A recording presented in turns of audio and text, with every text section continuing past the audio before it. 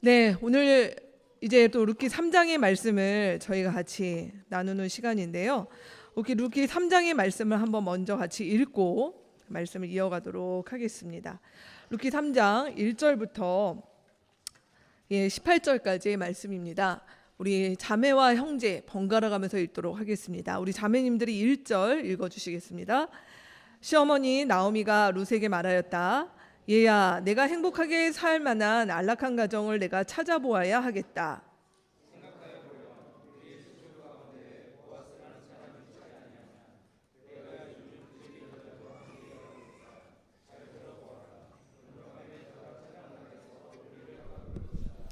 너는 목욕을 하고 향수를 바르고 고운 옷으로 몸을 단장하고서 타작마당으로 내려가거라. 그 사람이 먹고 마시기를 마칠 때까지 너는 그가 눈치채지 못하도록 조심하여야 한다.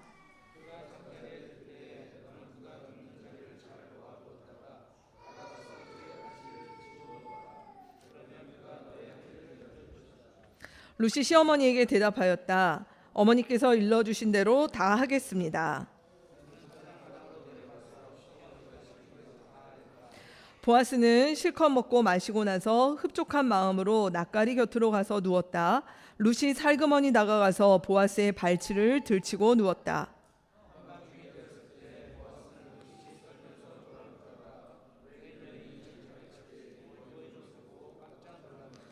누구요? 하고 물었다. 룻이 대답하였다. 어른의 종 룻입니다. 어른의 품에 이 종을 안아 주십시오. 어른이야말로 집안 어른으로서 저를 맡아야 할 분이십니다.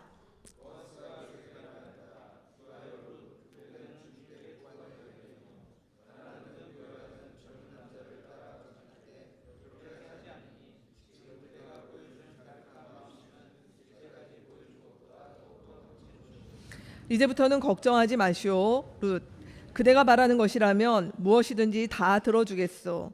그대가 정숙한 여인이라는 것은 온 마을 사람들이 다 알고 있어.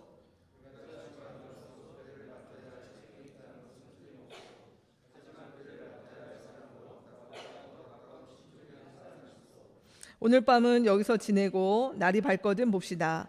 그가 지방간으로서 그대를 맡겠다면 좋소. 그렇게 하도록 합시다. 그러나 그가 그렇게 하지 않겠다면 그때에는 내가 그대를 맡겠소. 이것은 내가 살아계신 주님을 두고 맹세하는 것이오. 아침까지 여기 누워 있으시오.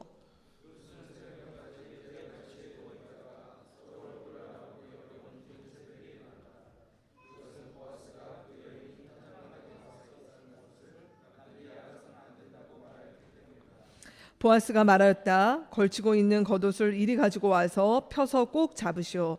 보아스는 룻이 겉옷을 펴서 잡고 있는 동안 버리를 6번 되어서 그에게 이워주고는 성읍으로 들어갔다.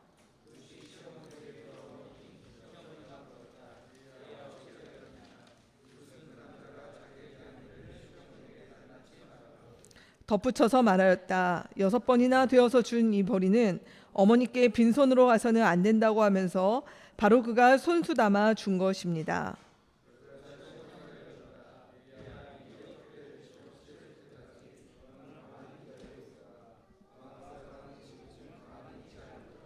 아멘.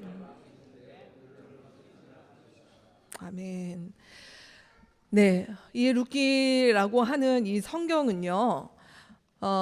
우리가 구약에서 우리는 사실 이 성경이 지니고 있었던 어떤 그런 사회적인 문화적인 배경을 이해하는데 사실은 뭐 그렇게 쉽진 않을 것 같습니다. 하지만 이 룻기라고 하는 이 성경은 그냥 개인들이 마치 어떤 한 역사적으로 존재했던 어떤 한 부부의 그 연애담을 읽는 그 이야기로서의 이 룻기가 존재하는 것이 아니라 사실 제가 그 설교 안에 드린 것처럼 구약 성경의 5권의 책은 특별히 이스라엘 백성이 해마다 해마다 명절 때마다 이스라엘의 그 절기 때마다 사실은 이 5권의 성경을 중심으로 이 명절 때 이것들을 낭독하고 했던 것입니다. 제가 표로 드렸죠. 이 5권의 책, 이 메길로트라고 하는데 이 메길로트라고 하는 말 자체가 두루마리 이 말입니다. 그래서 이 5권의 두루마리를 이스라엘의 이 5번의 절기 때 이것들을 같이 읽습니다. 회중 가운데 같이 읽으면서 이 일들을 기념하게 되는데, 그 절기는 다음과 같습니다. 오순절, 유월절, 장막절, 그리고 예레미야 예가는 그 예루살렘이 멸망한 날, 예루살렘 성전이 멸망한 날을 기념하는 날이었고, 에스더서는 불임절이라고 하는 이 절기 때 읽혀졌던 책들이었습니다. 그래서 이 룻기라고 하는 이 책을 읽었을 때에는 시기적으로 어떤 때냐면 보리를 거둘 때죠. 우리가 지금 룻기에서 보고 있는 것처럼 이 보리를 거둘 때, 즉 이스라엘 백성이 처음 농사를 짓고 그들의 이 보리라고 하는 소출을 거두는 것들을 바라보면서 사실 비어있고 아무것도 없었던 곳에서 우리 가운데 회복시키시고 공급하시고 풍성하게 하시는 그 하나님을 기념하는 이 절기, 그때 읽었던 책이 바로 이 룻기라고 하는 책이었습니다. 그리고 이 아가서는 6월절에 읽었습니다. 6월절이 여러분 어떤 때입니까? 하나님께서 400년간 노예 상태에 있었던 이스라엘 백성을 구원하셔서 냈던 그날 밤을 기념하는 게 6월절이었죠. 그래서 하나님께서 이스라엘 백성을 사랑하신다, 너희를 회복하신다 라고 하는 그때에 읽었던 책이 바로 우리가 알고 있는 아가서가 그때 읽었던 책입니다. 그리고 6월절이 지나고 나서 이 장막절은 이스라엘이 출애굽의 때에 광야에서 집을 지었던 게 아니라 오늘날로 얘기하면은 이제 장기 캠핑을 한 거죠. 텐트를 쳤습니다.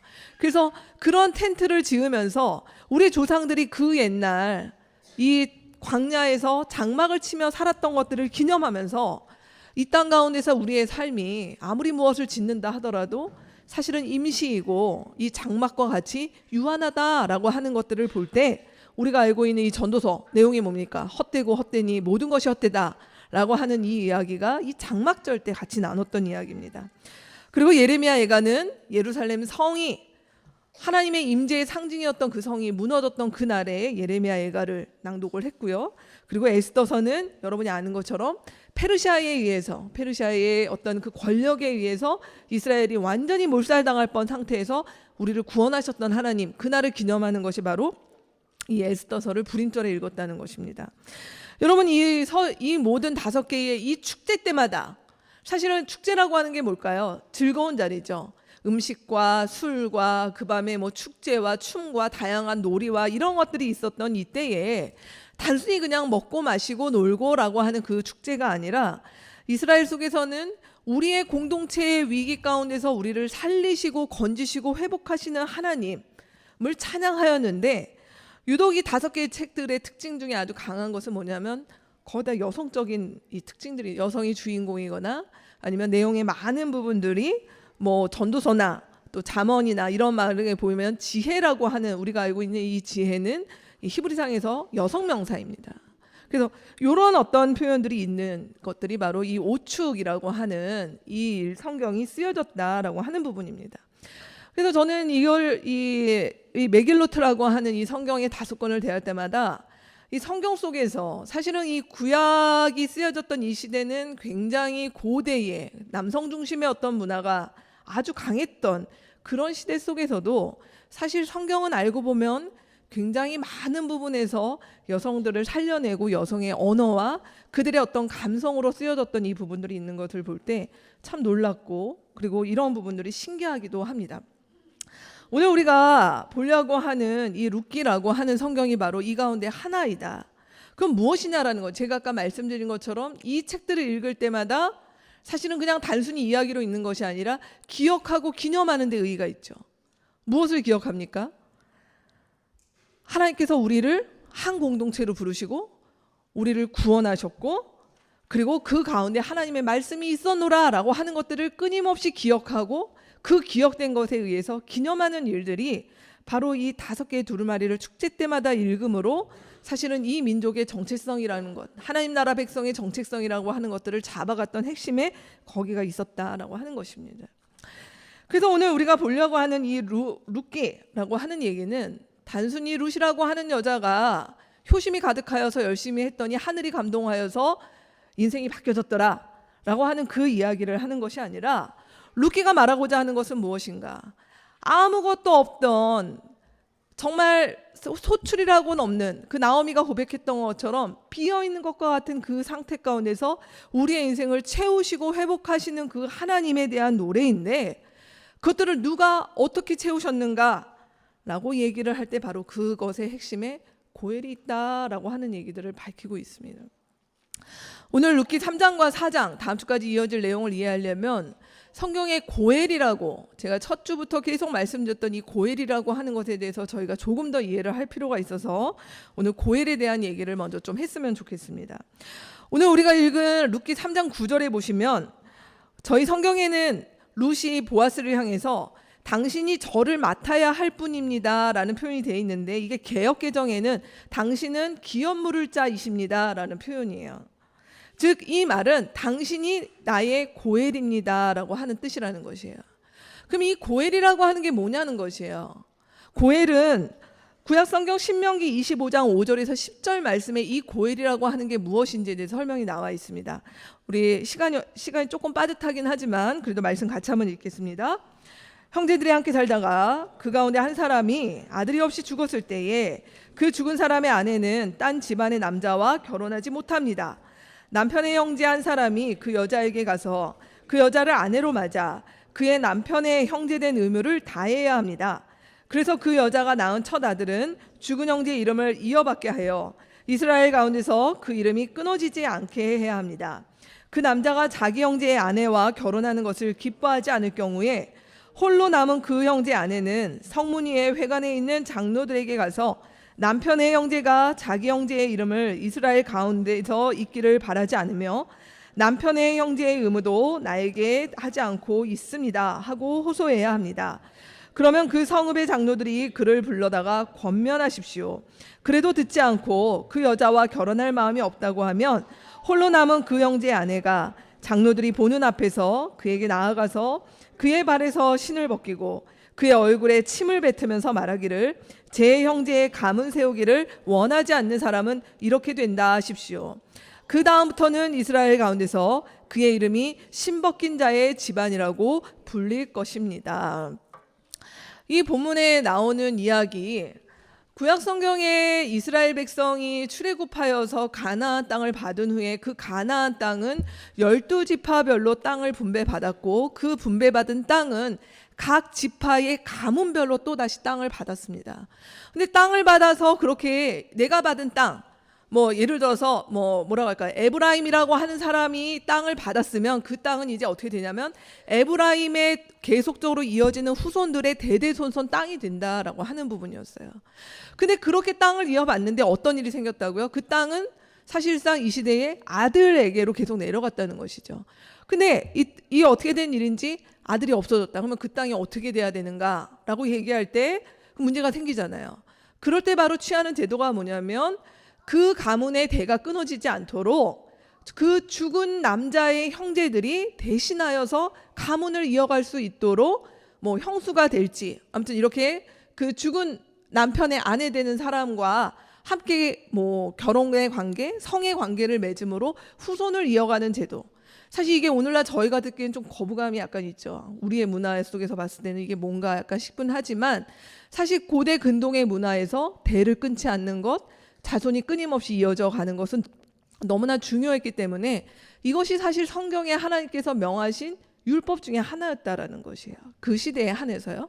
그래서 이런 제도가 있었고, 사실 이 제도가 우리가 창세기에 보면은 그 유다와 다말의 사건에서도 이 이야기가 나옵니다.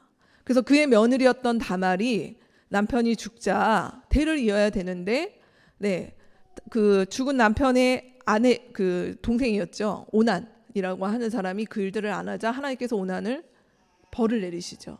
그렇게 되다 보니까 어쩔 수 없이 다말이 변장을 하고 시아버지를 속이면서까지 임신을 했던 그 이야기가 바로 여기에 기인하게 되는 것이죠. 그렇기 때문에 만약 이런 일을 겪은 여자가 아무도 그 일을 하지 않으므로 지금 내가 과부가 되었고 우리 가문을 이어갈 아들이 존재하지 않았을 때에 마을의 장로들 앞에 나가서 이 억울한 사연을 호소할 수 있고 라고 하는 일들이 가능하다라는 얘기가 여기에 나오는 것입니다.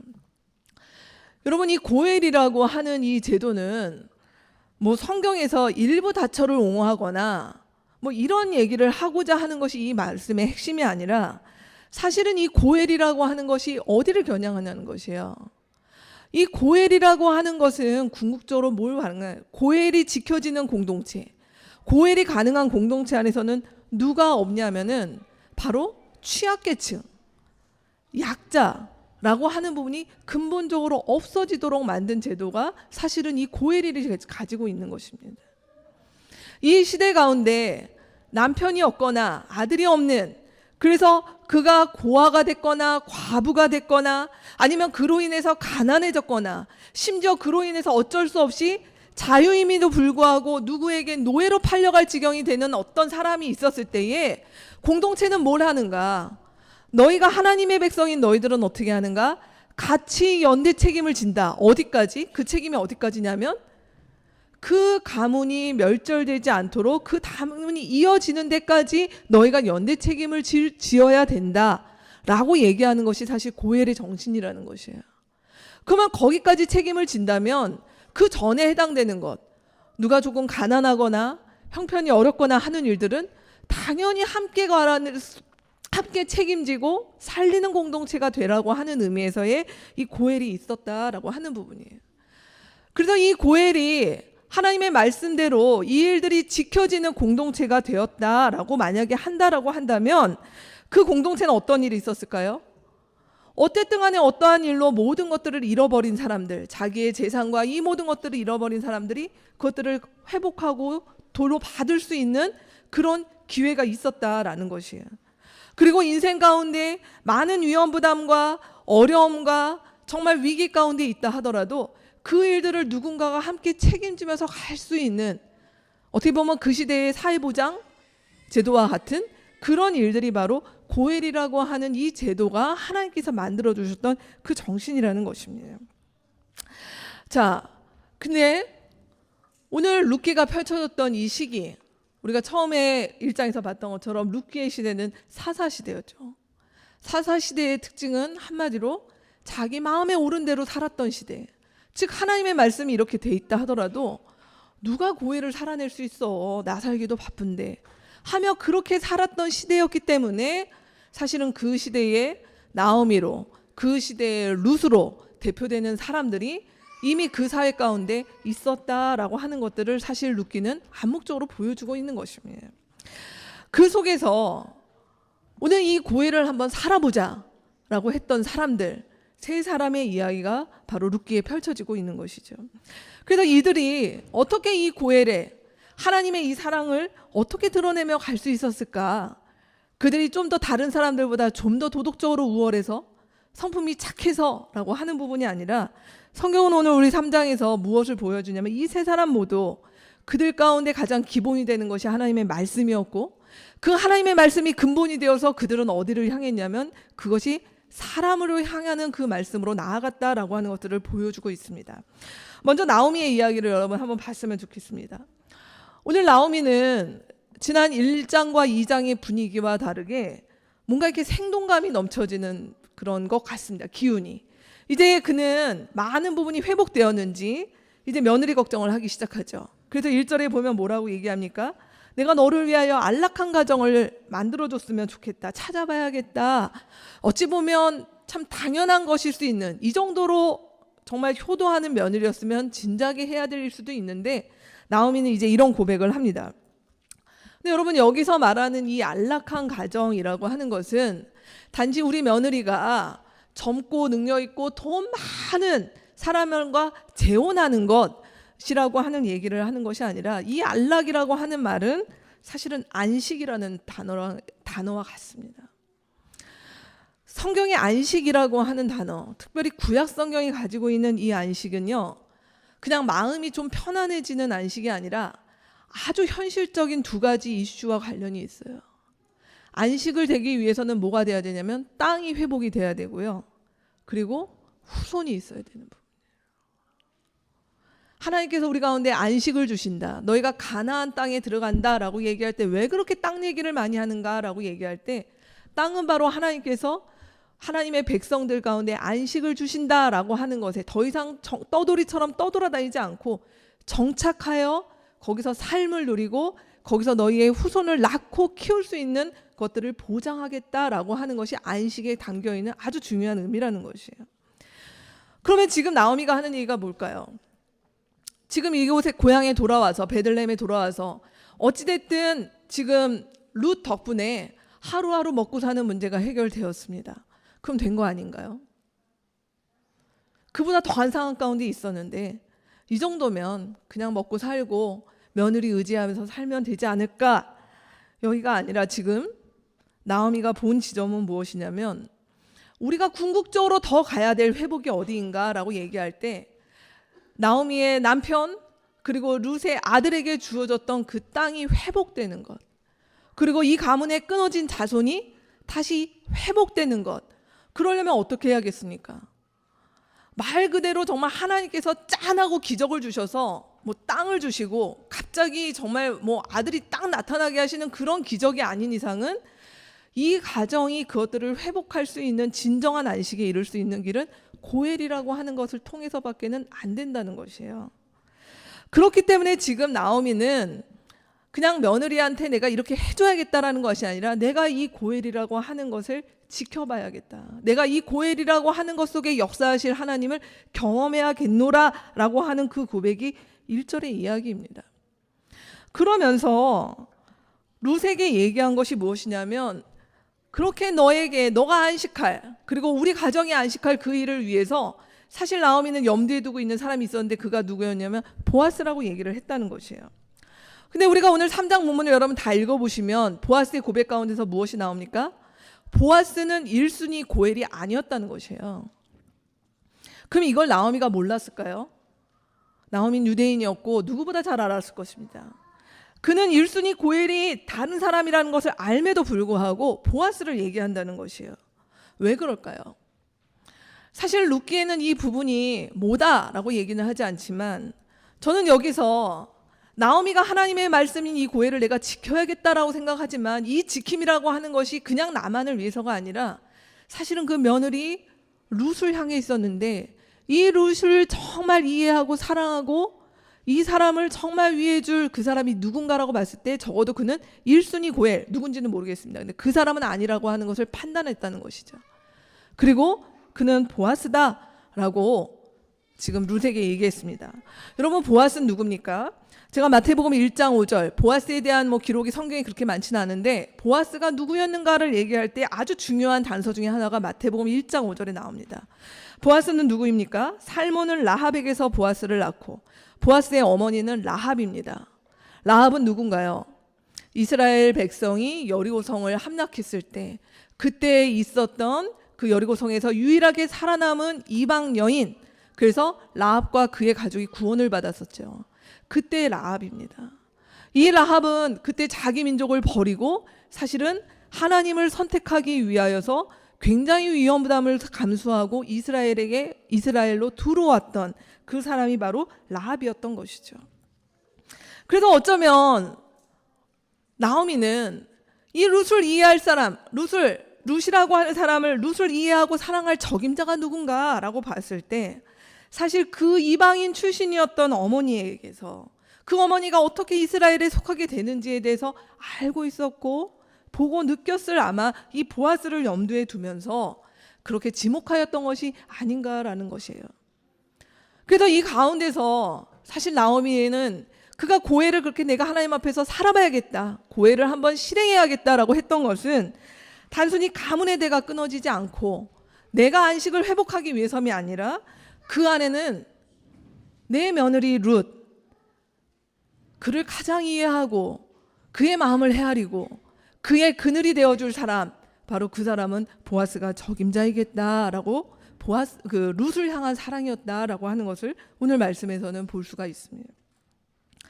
자, 이런 어머니에 이어 우리 룻의 모습을 한번 보죠. 오늘 룻은 나오미가 이런 좋은 뜻을 가지고 있었지만 나오미가 제시했던 방법은 좀 굉장히 파격적입니다. 오늘 나오미가 제시했던 방법은 무엇입니까? 3절과 4절 말씀에 보면은 사실은 이것은 룻으로 하여금 거의 청혼하듯이 청혼의 어떤 좋아하는 사람에게 자기의 어떤 이런 것들을 표하고 마치 어떤 결혼의 첫날 밤과 같은 것들을 연출하도록 지금 룻에게 이렇게 요구를 하고 있는 부분이었어요. 여러분, 이 반응을 받고 지금 뭐 룻이 얼마나 이해했는지는 모르겠지만 뭐 저는 혼자 그런 생각을 해봅니다. 룻이 뭐 보아스가 좋은 사람인지는 알았겠지만 룻의 마음에 정말 재혼을 하고 싶었을까? 또 아니면 혹시 룻의 마음 가운데 마음에 드는 또 다른 사람이 있진 않았을까? 뭐 이런 뭐 생각을 해봅니다. 근데 어쩌자고 이 룻은 5절 말씀, 6절 말씀에 보면 오늘 두 번이나 반복되는 게 뭐냐면 어머니가 시킨 대로 다 했다는 것이에요. 여러분, 우리 1장, 2장에서 보면 이 룻이 보통 고집이 아닌 것 저희들 다 알고 있죠. 누가 말한다고, 누가 시킨다고 그렇게 할 여자가 아닙니다, 원래. 이 룻이. 네. 그렇게 보여지지 않는데 왜 이 장면에서 이렇게 룻은 뭐 어머니를 설득하거나 뭐라고 하지 않고 왜 시킨 대로 다 했을까요? 너무 절박했나요? 그래서 지금 이렇게 한 것일까요? 룻은 그렇지 않았습니다. 오늘 우리 말씀에서 보여주는 이 힌트는 무엇이었을까요? 룻은 사실은 보아스와의 대화에서 그 이야기가 나오고 있습니다. 보아스가 오늘 말씀에 보면 10절에 나오는 이야기가 힌트인데요. 10절에 보면 이 보아스가 룻에게 첫 마디에 뭐라고 얘기합니까? 당신이 지금 룻은, 여러분, 보아스는 우리가 생각하는 이렇게 돈 많이 가지고 있는 어떤 뭐 이렇게 좀 뭐라고 할까요? 아직 마흔이 안 된 남자 정도로 이렇게 연상을 하시면 안 되십니다. 룻은 아마 좋게 가면 50대, 그렇게 나오미하고 크게 나이 차이가 많지 않았을 것 같아요. 그러니까 그 당대로 보면 정말 보아스가 얘기한 것처럼 룻이라면, 지금 룻의 나이대라면 10절의 말씀처럼 가난하든지 뭐하든지 젊은 남자를 만나서 따라가는 거. 왜요? 그래야 또 다시 과부가 되는 아픔을 겪지 않을 확률이 있기 때문에 젊은 남자를 만나서 있는 것이 룻의 재혼을 생각할 때 아주 중요한 요소였다는 것이에요. 근데 그런 것들을 하지 않고, 즉 이 룻이 오늘 이런 선택을, 어머니의 말씀을 고분고분 따랐던 것에는 자기의 욕심, 자기의 유익, 자기가 앞날에 여러 가지 것들을 계산할 때 거기에 있었던 것이 아니라, 사실 이 룻은 지금 어디엔가를 보고 있었을까요?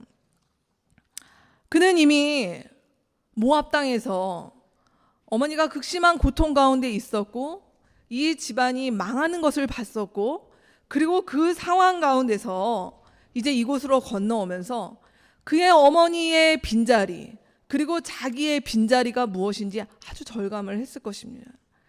근데 이 룻은 그 가운데서 무엇을 선택했다고요? 하나님께서 그 가운데서 우리의 빈 것을 채워주실 번이라는 것을 믿고 있었기 때문에 모압의 모든 것을 포기하고 여기까지 왔던 것입니다. 그리고 이 땅에 와서 그는 어머니의 말 속에서 뭘 알았을까요?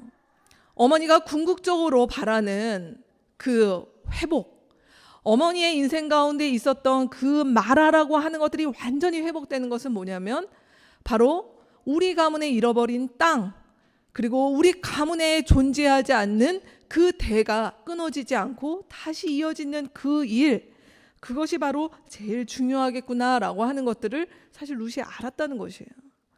그렇게 오늘 이 룻은 어머니의 그 요구에 대해서 사실은 자기의 호불호의 문제가 아니라 이것이 우리 가문과 하나님께서 우리를 회복하시는 길이라면 내가 거기에 따르겠습니다 라고 하는 그 마음으로 그 말씀 가운데 순종하며 나아갔다는 것입니다. 그랬던 룻이 오늘 어떻게 합니까?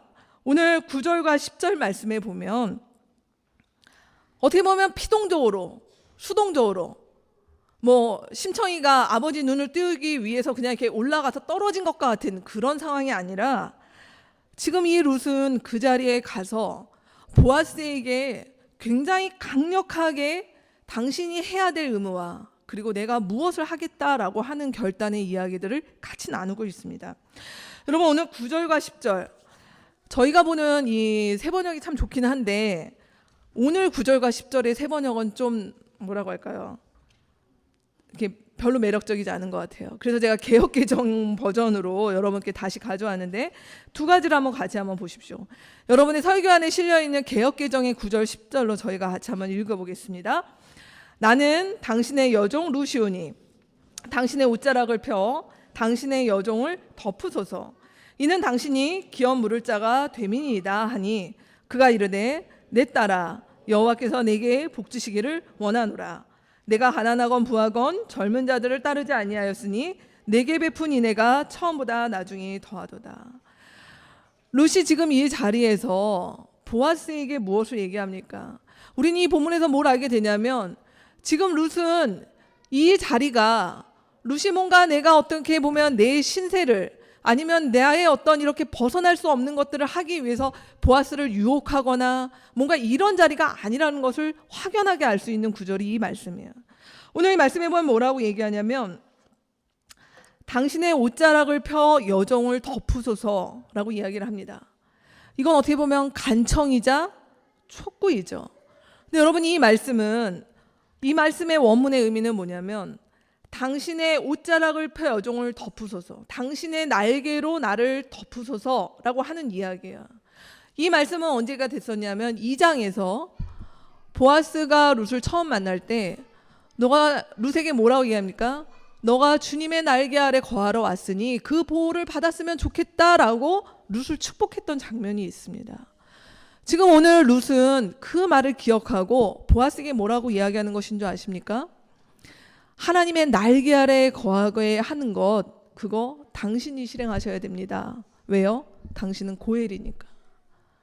하나님의 날개라고 하는 것은 저추상적인 어떤 것이 아니라 바로 고엘의 의무를 감당할 수 있는 자격과 능력이 되는 당신, 보아스, 그대가 하셔야 되는 일입니다 라고 촉구하는 것이에요.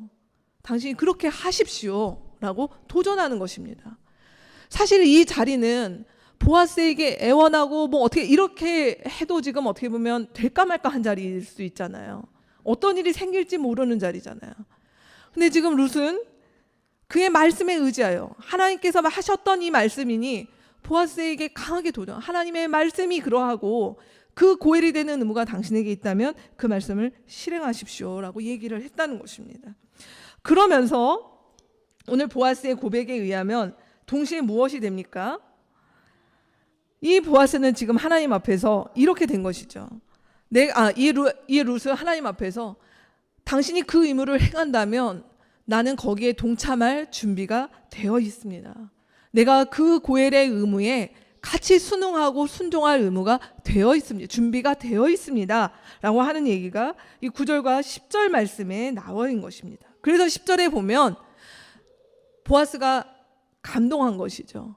너가 보여준 이 태도, 너의 모습이 다른 어떤 것들을 선택하지 않고 이 고엘이라고 하는 이 말씀에 순종하기 위하여 너가 먼저 나선 것들을 보는 것이 나한테는 더 놀랍다. 지금까지 너가 보여준 삶도 이미 하나님의 햇새들을 살아낸 삶이었지만 이제 너가 거기서 더 나아가 고엘의 자리에까지 너도 함께 가려는 거구나 라는 그 격려가 바로 9절과 10절의 말씀 가운데 있는 것입니다. 여러분 보아스는 어떠할까요? 이 말씀 가운데서 우리 또 보아스의 모습을 또 같이 보겠습니다.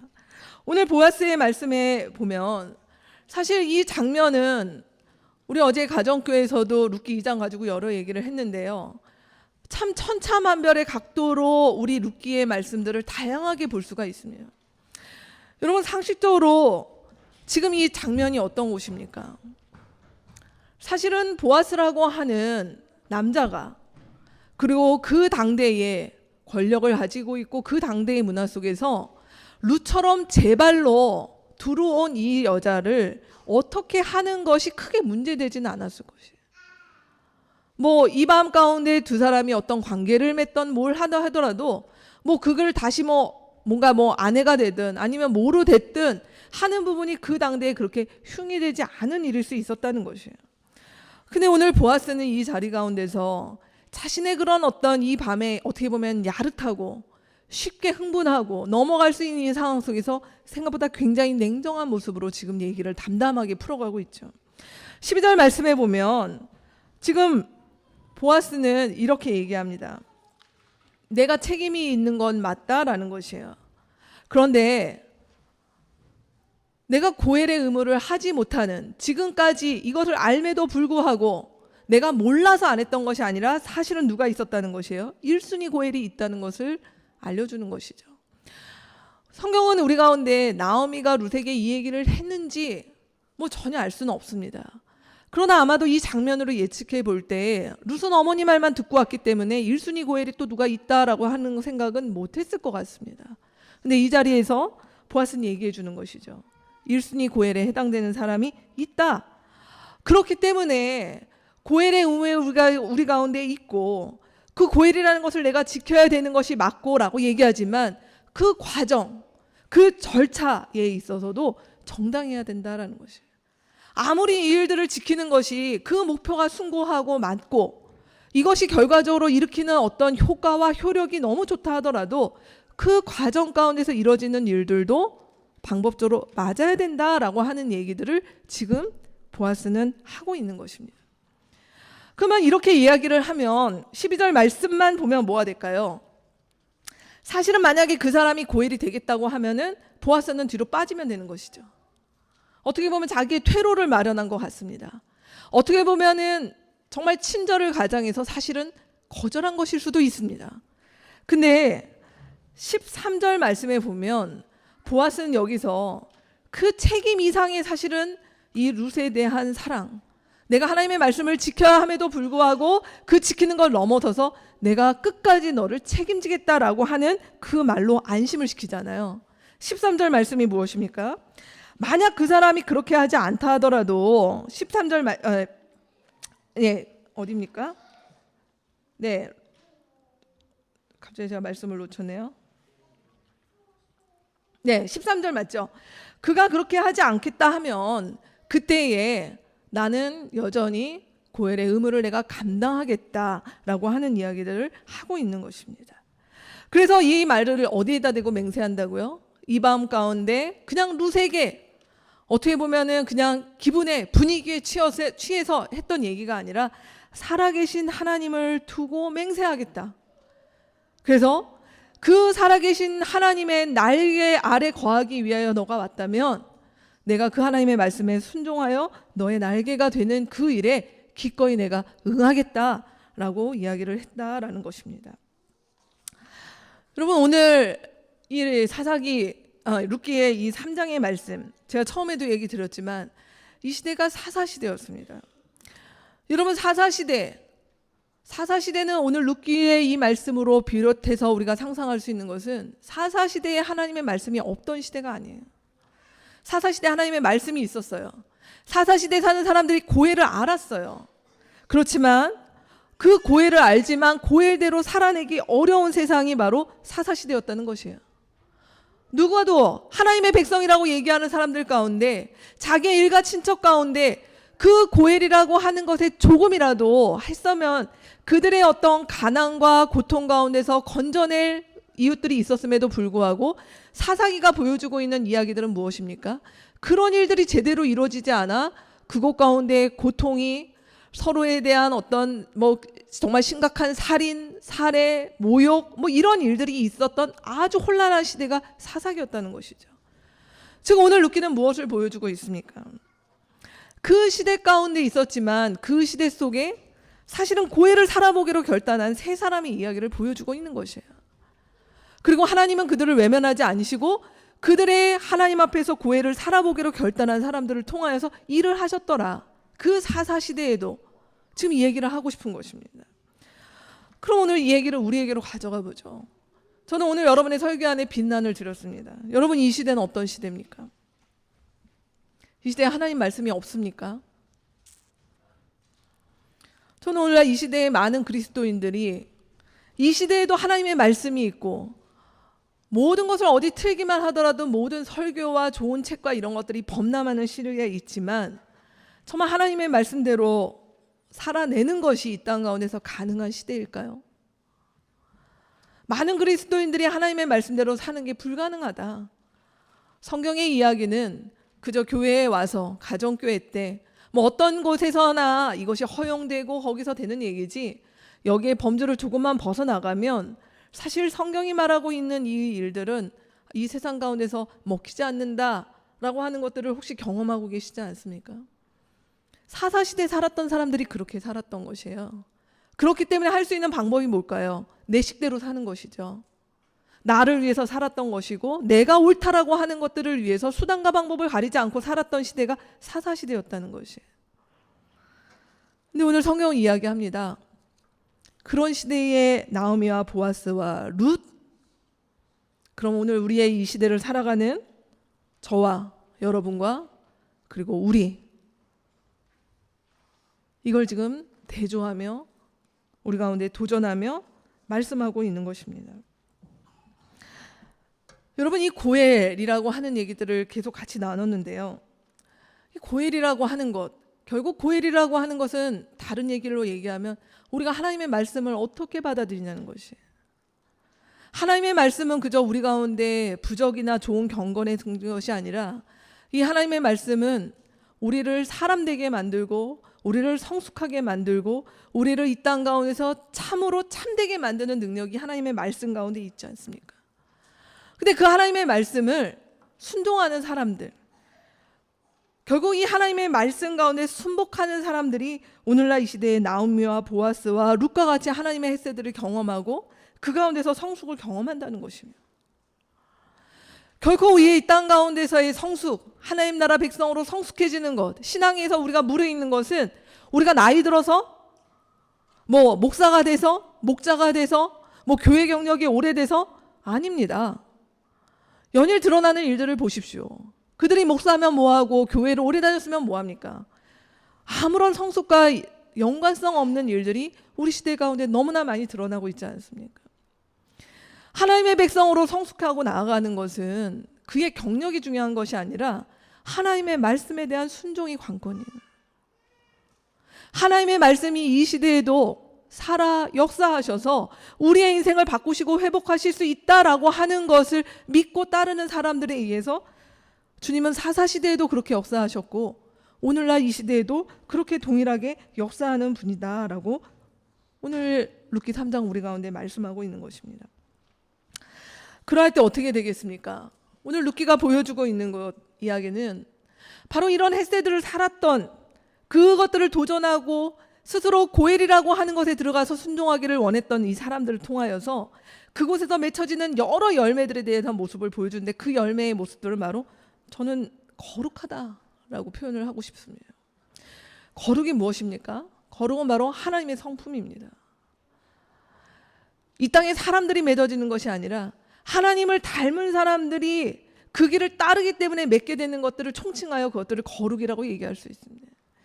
오늘 본문에 많은 것들이 드러납니다. 이 세 사람의 용기, 서로에 대한 존중, 배려, 그 속에 지혜, 절제, 많은 것들이 오늘 이 룻기 3장에 꽃 피어져 있습니다. 여러분, 나오미의 모습을 보십시오. 우리가 아까 봤던 말씀 가운데 있습니다. 3절과 4절의 이야기, 지금 나오미가 했던 이 부분은 하나님께서 나오미에게 계시로 주신 게 아니에요. 나오미가 열심히 기도했더니 나오미야, 네 며느리 룻을 이렇게 꾸며가지고 보아스에게 보내면 고엘이 이루어질 거야 라고 한 게 아니라는 것이에요. 이건 나오미가 생각한 그의 지혜였던 것이죠. 그의 지혜는 무엇일까요? 우리가 아까 신명기 말씀에 의하면 나오미는 알았어요. 자기가 베들레헴이 돌아와 보니 누가 고엘이 돼서 우리 가족을 다시 회복시킬 건지 나오미가 몰랐겠습니까?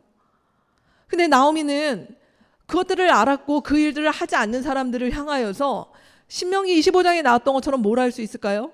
마을에 장로들이 모여있는, 오늘날로 얘기하면 재판소 같은 데 가서, 법정에 가서 항의할 수 있는 것이에요. 우리가 이렇게 힘들게 왔는데 더 이상 체면이고 뭐고 어디 있겠습니까? 살려내라, 회복시켜라, 우리 고엘의 의무를 해야 될 사람들 하라. 그가 이렇게 할 수 있었을 것이라는 것이에요. 그렇게 됐다면 어떻게 됐을까요? 저는 보아스를 얻지 못했을 것 같습니다. 누가 이렇게 감히 이런 위험 부담을 쉽게 감수할 수 있겠습니까?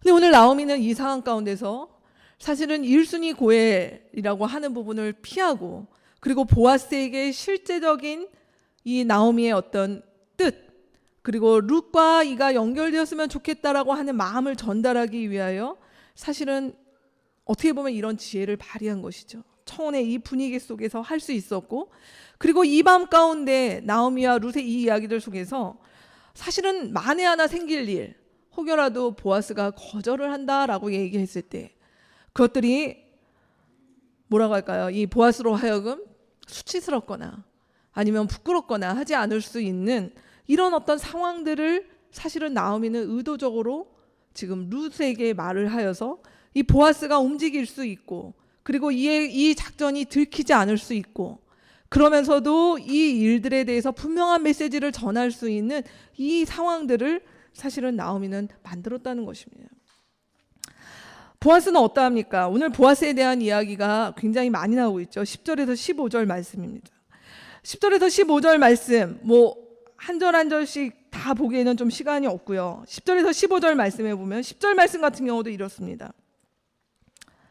지금 룻을 향하여서 뭐라고 얘기합니까? 룻의 지금까지 이렇게 해왔던 일들과 오늘 이 밤 가운데 그가 이렇게 용기를 내어서 왔던 부분에 대해서 인정합니다. 그리고 룻을 함부로 대하지 않습니다. 존중하고요. 그의 했던 일들에 대해서 칭찬하고 격려하는 모습이 나옵니다. 그러면서 11절의 말씀에 보면, 사실은 보면 어떻게 보면 오해받을 수 있는 일이지만 이 11절 말씀에 보면 다시 한번 룻을 격려하는데, 당신이 정숙한 여인이다 라고 하는 부분으로 그를 인정해주고 안심시켜줍니다. 여기에 쓰여진 정숙한 여인이라고 하는 단어는 성경에 딱 두 군데밖에 없습니다. 룻기 3장하고 여러분 잘 아시는 잠언의 마지막 장에 나오는 현숙한 여인, 거기에 나오는 것입니다.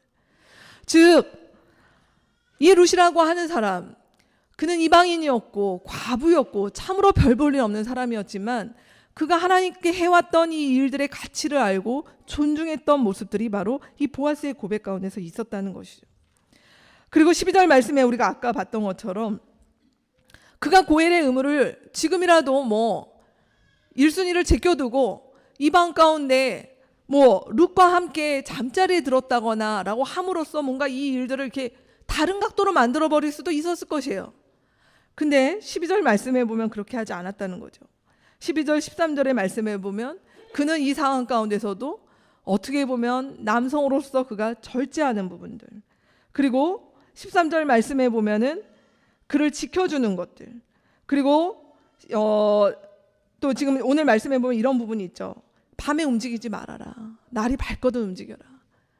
그를 위험에 노출시키지 않고 보호해주고 지켜주는 이런 일들, 이런 말씀들이 15절까지 이 보아스라고 하는 이 남성이 보여주고 있는 이 모습, 지금의 이 분위기 속에 그가 그의 욕망과 어떤 욕구와 이런 것들에 휘둘리지 아니하고 그 속에서도 하나님의 말씀, 그리고 그가 지켜내야 될 것들, 그리고 그의 지혜로움, 그러면서도 상대를 배려하며 안심시켜주며 그러나 뒤로 물러서지 아니하고 내가 용기 내어서 이 길 가운데 들어가겠다라고 하는 이 모습들이 제가 일일이 설명하지 아니하여도 오늘 이 말씀 가운데 굉장히 풍성하게 묻어나는 것입니다. 그리고 마지막으로 룻의 모습이죠. 룻은 지금까지 우리가 봤던 그 연장선에 여전히 있습니다.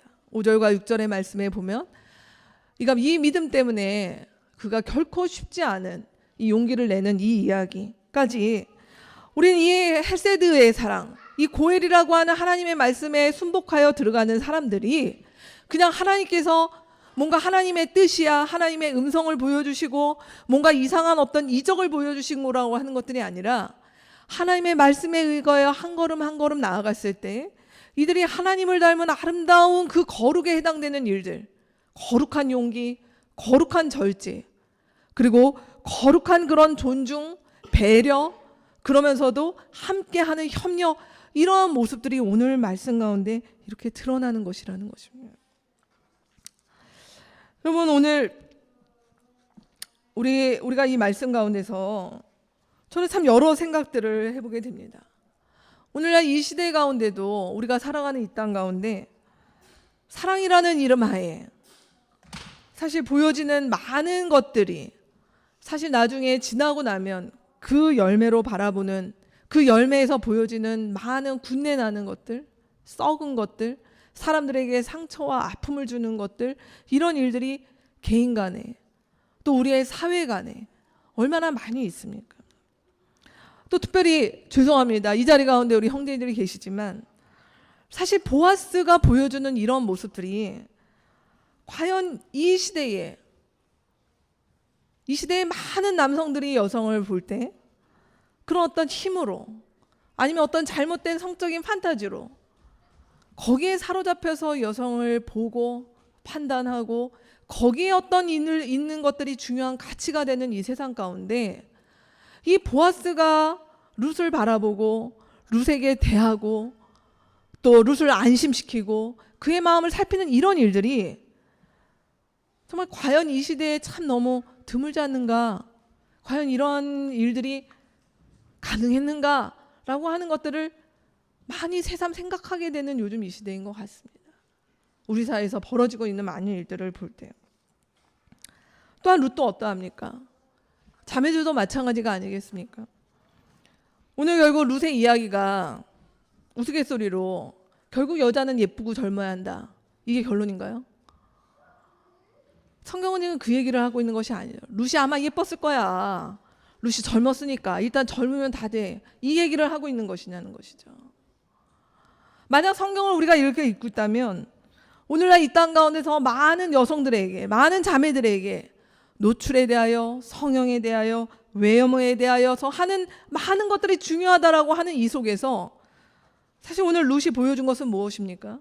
뚜렷한 주관, 그러면서도 용기를 가지고 있는 부분들, 바르게 판단하는 부분들, 그러면서도 위축되지 않으면서도 자기 의견을 표현하는 이런 어떤 멋진 여성상의 모습들이 사실 보아스와 룻에게서 볼 때 결국은 이들이 헤세드라고 하는 것들을 간직하며 살아갈 때 그들에게서 풍겨났던 많은 하나님의 거룩함들이라고 하는 것들은 이런 모습으로 드러났다라고 하는 것을 성경은 우리 가운데 이야기하는 것입니다. 말씀 맺겠습니다. 오늘 이렇게 된 일들이 오늘 룻기 3장의 마지막 부분에 보면 16절 말씀부터 이어지죠. 이제 이 밤에 아주 정말 스릴이 있고 어떻게 보면 이렇게 했던 일들이 아침에 이제 곧 해가 뜨기 시작하는 동틀 무렵에 룻이 시어머니에게 돌아왔습니다. 아마 이 밤 가운데 이 세 사람은 셋 다 잠을 못 자지 않았을까 싶습니다. 예, 밭에 나가 있던 룻이나 보아스가 어떻게 잠을 잘 수 있겠습니까? 뜬 눈으로 밤을 새웠을 것이고 룻이 돌아오기를 기대했던 시어머니도 잠 한숨 못 자고 도대체 어떻게 되었을까라고 기대하고 있었을 것이에요. 근데 오늘 룻이 시어머니에게 돌아왔습니다. 시어머니가 물어봤죠. 어떻게 됐냐라고 물어봤습니다. 다급하게. 낱낱이 말을 하면서 오늘 본문에 반복되어지는 이야기가 무엇이냐면 어머니 6번이나 보리를 되어서 주었습니다라고 하는 이야기가 2번이나 반복이 됩니다. 여러분, 룻이 어머니에게 6번이나 되어서 온 보리를 주었습니다, 그 사람이 라고 얘기하면서 무엇이라고 보아스가 얘기를 했냐면 보아스가 그 룻을 통해서 한 얘기가 어머니께 빈손으로 가서는 안 된다 하면서 6번 보리를 주었습니다라고 얘기했다는 것이에요. 여러분, 이 빈손은 어디에 나오는 이야기입니까? 룻기 1장에